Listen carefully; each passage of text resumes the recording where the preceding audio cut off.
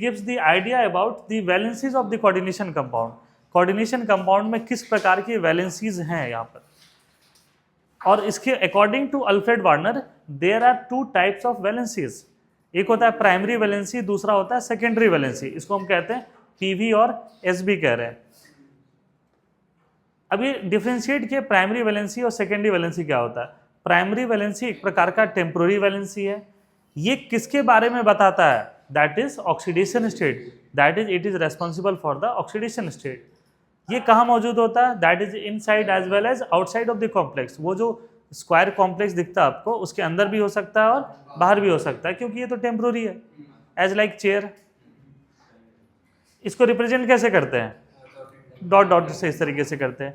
Now next one is secondary valency. Secondary valency क्या होता है, एक परमानेंट वैलेंसी है।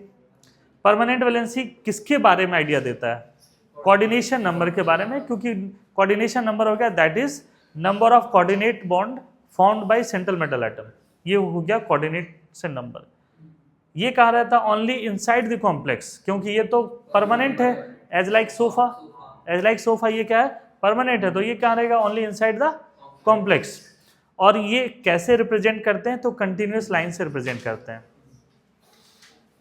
नेक्स्ट देखो, यहाँ पर हम लोगों ने एक एग्जाम्पल लिया। पहला एग्जाम्पल हमारा ये एग्जाम्पल था, ये एग्जाम्पल हम लोगों ने डिस्कस किया था। NH कोबाल्ट है, NH3 6 टाइम्स है और Cl 3 बार है। तो यहाँ पर क्या है, कोबाल्ट सेंट्रल मेटल एटम है, सेकेंडरी वैलेंसी कितने हैं, 6 हैं। कौन है, NH3 है 6 बार, क्योंकि सेकेंडरी वैलेंसी कहाँ होता है, इनसाइड द कॉम्प्लेक्स। Cl3 कहाँ चला जाएगा, बाहर में है।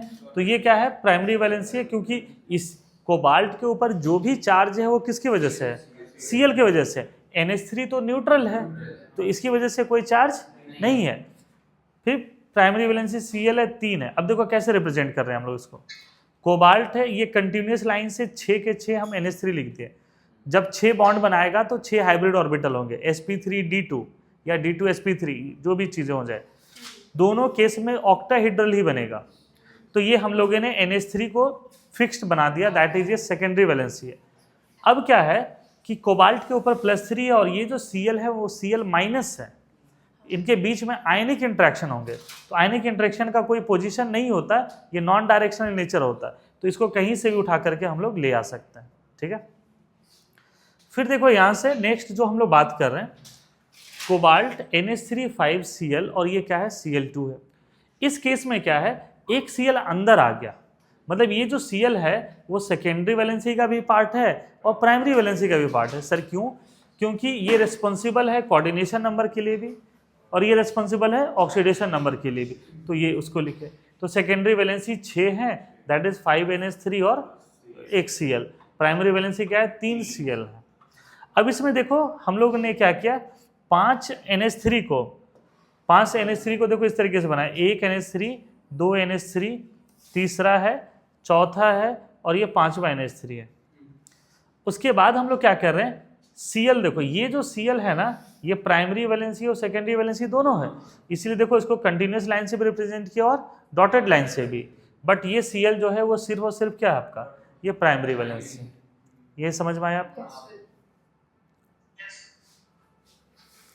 नेक्स्ट एग्जाम्पल देखो हम क्या लिए हैं, कोबाल्ट है, NH3 4 टाइम्स से, Cl2 और बाहर में एक Cl है। इसको एक साथ नहीं लिख सकते क्योंकि ये नॉन आयनाइजेबल नेचर का है, ये कभी भी बाहर नहीं निकलेगा, ये Cl बाहर निकल सकता है जो सिंगल वाला है।